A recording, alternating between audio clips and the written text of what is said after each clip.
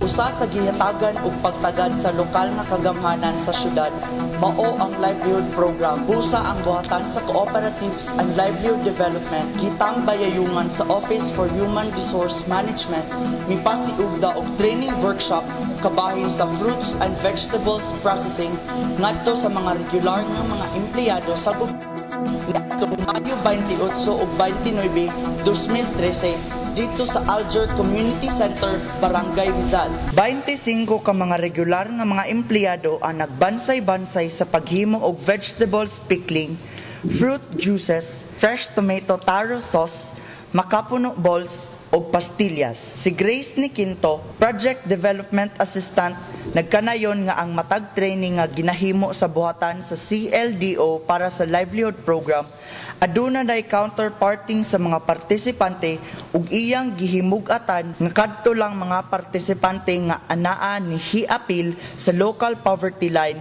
kon pigado nga residente dinhi sa syudad ang walay itugbang sa maong training sama sa mga partisipante sa Swedish massage, pandan slipper making ug uban pa. Counterpart na sa ating training workshop.